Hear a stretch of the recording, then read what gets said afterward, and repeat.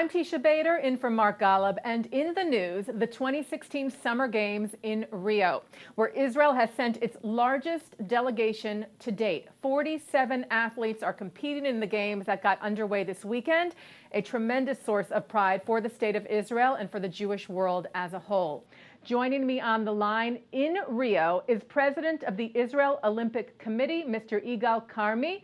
Thank you so much for coming on JBS. Oh, it's my pleasure. Thank you. Now, you are there in Rio on the ground. I imagine you're just a little busy. So, firstly, we thank you very much for your time. Of course, we're all watching the Olympics on television, but can you give us an idea of what the atmosphere is actually like there on the ground at the Olympics? From our point of view, or from the other people's point of view? From your point of view. Because from our point of view, it's, as you know, a lot of tension in the air, and we are fighting to get our first medal. Until now, we were not successful, so as you can imagine, people are under kind of pressure. But we have hopes that in the next coming days, it's going to be much better. Yes. Okay. So you mentioned fighting for that medal. I know that you had a judo competitor yesterday that was close. He made it to the semifinals, Sagi Muki. He had beat two strong competitors, and we wish him congratulations regardless for his very hard work, but he did not make it to receive a medal. However, you do have a female judo competitor, Yarden Gerbi, and she is on her way to the semifinals. Yeah, she's fighting right now as we speak, and we do hope that she has a great help for us because she is really ranking very high in the world. She's one of the first five in the world, so we have big hopes that she's going to make it. But as you know, this is sport, and in sport, many things can happen. Sometimes they are good, sometimes they are bad. Right, of course, of course. And she actually beat her competitor, I think it was this morning, from Cuba. So as you said, it's in the next. When will you know? When is the final competition for that? No. The first one she won. The second one she lost to a Brazilian one, and now she's on the path that if she wins two fights, she can have a bronze medal. But that's going to be happening in the afternoon time of Rio. Okay. So we're, of course, wishing her the best. Did you actually walk in with the delegation for the opening ceremonies? Where were you? I was in the opening ceremony. I didn't walk with them. I was a part of the crowd. It was a very nice ceremony, not short if you watch it. And our team was accepted nicely. Although I have to say that the PNO or Palestinians was accepted nicely too. But it was a very emotional ceremony. I'm sure. Now, as I mentioned earlier, this is the biggest team that Israel has ever sent to the Olympics. 47 athletes competing in 17 different sports, which is also record-breaking for the Israeli delegation. What is that? What do you credit that with? That there are more athletes, and those athletes are competing in so many different areas at the games this year. Yeah, I just want to mention that in 1972, when we have the murder of our athletes in the Olympic Games in Munich, yes, it was not just that people died there. It was really we cut half of the Israeli sport because you have there trainers and sportsmen and referees, kind of an infrastructure. So it took us many years to rebuild this lost generation, I would say. So it's 44 years, but from that we came a long way. And every game we try to bring more and more people with us. Of course, they have to meet very severe criteria, like the tryouts in the U.S. So each athlete that we have here has some kind of a hope or a chance to be a big winner. And 47 is a big number for us. Yes, and speaking of the Munich 11, last week the International Olympic Committee did hold a special ceremony reading out the names of those 11 athletes that were murdered on in September of 1972 in Munich. Were you there at that ceremony, and what was that like for you? I was there, and it was really a very, very emotional ceremony in the Olympic Village.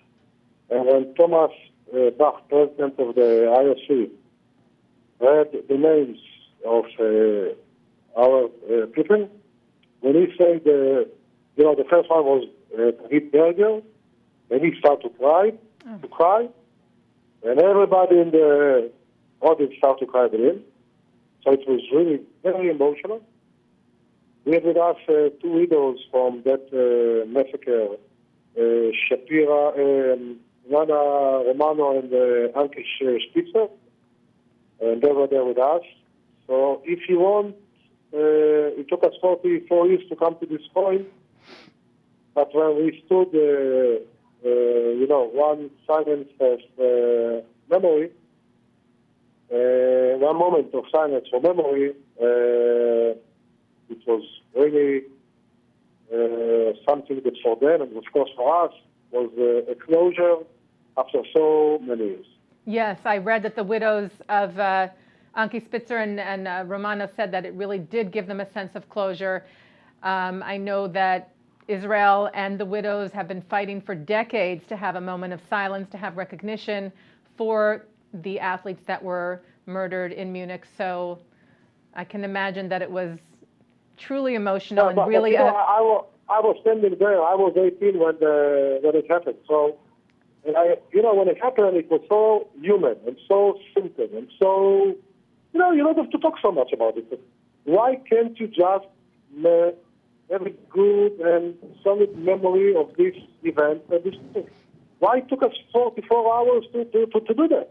Yes. And just after that happened, everybody realized how stupid it was. But now, of course, everybody is happy that it happened, and they are very grateful to the IOC and Thomas Bach, the president, that took this decision. And as you know, in politics, many things happen, and right now, I think it's time for us to put to the side and continue with our business. Has the Israeli team experienced any negative feedback, any anti-Israel sentiment, any anti-Semitism since you've gotten to Rio? I know there was some story about the Israeli athletes trying to get on a bus of the Lebanese delegation, and there was some incident. Can you talk about that? Yeah, it was the first on the bus to the bus going to the opening ceremony. Yeah. And the organizing committee took us together with the Lebanese. They were first on the bus, and when our teams was on the way to the bus, they stopped us from going into the bus. So our guys said, "Thank you very much," took another bus. But of course, it was a big event, and we talked with the organizing committee, and they took the Lebanese team for disciplinary action, and that's it. It's behind us. Of course, this behavior shouldn't happen. But as you can understand, we are trying to do the best in sport, and my job is to see that my athletes are not disturbed with all these things around, because they have to be very focused on their mission. So from our point of view, it happened.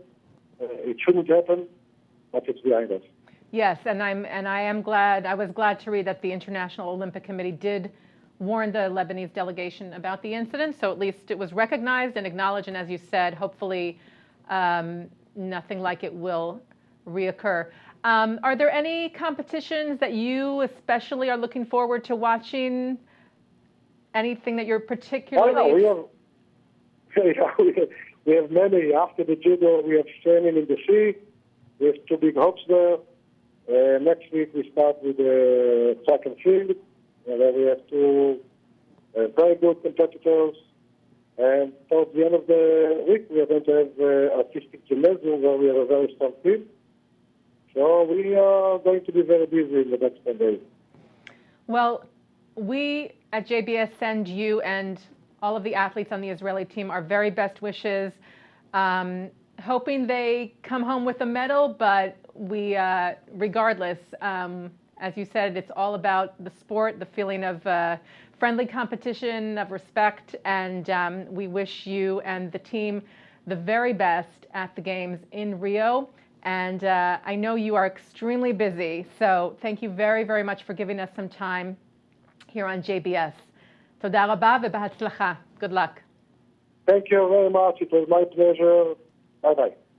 Thank you. That was Igal Carmi. He is president of the Israel Olympic Committee, speaking to us from Rio de Janeiro, Brazil. And joining me now is Ron Carner. Ron is president of Maccabi USA and has a very special relationship with the Israeli Olympic Committee. Ron also has worked for years to get the recognition for the Munich 11, which was finally received during the recent ceremony in Rio. Ron, thank you so much for joining us. Thank you for having me out. My pleasure. So, Ron, we just spoke to Igal Carmi from Rio, who is president of the Israel Olympic Committee. You and Igal have a very close relationship. Tell us about that. Well, I've been working with Maccabi USA and with Maccabi World Union for the last 30 years. And Igal Carmi, even though now he's the president of the Israeli Olympic Committee, he was the president of Maccabi World Union, the people that put on the games in the Maccabi games for all those years. He's a terrific guy and a great guy to work with. Now, for years, you were in very close contact with two of the widows of the Munich 11, the 11 slain athletes killed in 1972 at the Munich Games. You worked with these women very closely to try and get the International Olympic Committee to give a moment of silence in their memory. I know I've spoken to you over the years about this. Talk a little bit about what that struggle has been like over the years, and now with this recent ceremony, what impact that had on you. Well, it's amazing to understand that all those years ago, this terrible tragedy occurred in Munich. And what's incredible about it is that so little recognition has been given by the International Olympic Committee regarding this awful incident. And it took all these years for them to even have a moment of silence to recognize this tragedy. And no matter you talk to people, it sounds as if it's a logical thing to do, and you're being ignored. Very, very frustrating, as you can well imagine. But the fact that it finally has occurred, that there finally is some recognition, that there is some awareness, or allowing awareness to worldwide jury and to worldwide population of this horrible event, is certainly something that's important to have happen. That's for sure. Yeah, and it's interesting. Igal Carmi said something very similar to you. He said he was at the ceremony in Rio, and that there was this obvious great emotional impact and wonderful sense of recognition and validation, but also this sense of how simple was that to do. It was such a simple thing to do. It really seemed, like he kind of was asking himself the same thing. How and why did this take so many years for this very simple gesture, which has such great impact and really ripples of great significance? Well, the how and why is something that's so obvious, especially what's going on in the world today regarding anti-Semitism and the BDS movement and all the other issues regarding Israel and the Jews. And in that regard, I know Igal. I asked Igal about this as well, and I wanted to ask you about the incident. Really, the only example, I believe, of some negative anti-Israel or anti-Semitic behavior in Rio was when the Israeli athletes were told to board a bus that had the Lebanese team on it already. They were on their way to the opening ceremonies. They tried to get on the bus and were stopped by the Lebanese delegation. They have since been reprimanded. The Lebanese team has been reprimanded by the IOC for doing so. What level of reprimanding did they do? Do you know, other than words? I believe it was a warning. It was a verbal warning, from what I understand, saying this should not happen again. So obviously you feel like maybe there should have been something stronger. Well, I can tell you right now, if something like that happened at the Maccabi, if one nation did something like that to another nation, they would be banned. Those individuals would be banned from the games. That's for sure. There's no doubt about it. This is, it's so contrary to the meaning and intent of the Olympics and and what they've been promoting and what they did promote throughout the whole opening ceremony, oneness, unity, etc. They got away with it, in other words, basically, and that's how I feel about it. I understand. There's something that should not be allowed. You talk about being good, you talk about the right thing, and someone does the wrong thing, and say, "Oh, don't do that anymore. That's not nice. Don't do that anymore." To me, that's ineffective. That's ineffective. And now talk a bit about. You know something? I wouldn't be surprised if something else happened between. Well, I shouldn't say in the beginning of the game, but certainly near the end of the game. I wouldn't be surprised if something else happened. So you mentioned at that point it might be too late to do anything. I understand. Let me just ask you quickly about the Maccabi games. I know that you have games happening in Stamford, Connecticut. Yes, there's JCCA Maccabi games being in Stamford, Connecticut right now. We have some people there, meaning some of our leadership of Maccabi World Union. The JCCA games are for young kids who are from all over the nation. We support that organization very much, and we have been doing so for a very long period of time. Many of their athletes, though they're young, have tried out for our teams throughout the years, and many of them have made it. And it's like a training, not a training camp, a minor league, and it's nice to have these kids, and they're learning something about who they are to be Jewish and the importance of the state of Israel in their lives. And do you have very important program? And do you have athletes coming from other countries as well? Yes, yes. You say we're not. Maccabi USA is. We don't organize those games. We just support the JCCA and the program. But yes, there are athletes coming from all over the world. I know there's usually Polish. I know the Brits sent a delegation, and I'm not sure which other countries sent a delegation. But throughout the years, there's been many foreign countries that have attended those games throughout the United States. And what are you working on? There were games so far that were in St. Louis. There were games now in Stamford, Connecticut, and it's exciting that they're able to continue this program. And what's next for Maccabi USA, Ron? What are you working on right now? Well, right now, Maccabi USA is working on organizing the next Maccabi. Last games we had a team of 1,102, to give you an exact number. The next games we're expecting Team USA to be close to 1,300, 1,250 to 1,300, and in 2017. And here we are a year before the game, and it takes a long time to put this program together in regards to tryouts all over the country. In fact, we're having tryouts as we speak, some sports, and we'll have, as I say, we'll have close to 4,000 applicants for our 39-40 sports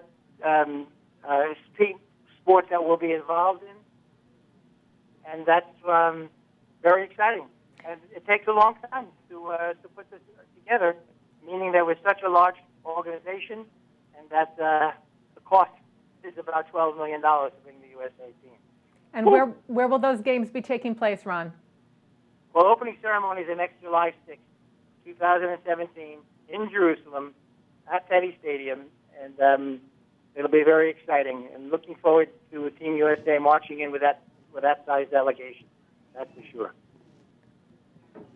I'm sure. Well, I know that we're all thinking of all the athletes at the Olympic Games. If there was something you could express to the athletes on the Israeli delegation, which is 47 people strong, which is an amazing accomplishment for the state of Israel, what message would you send them today?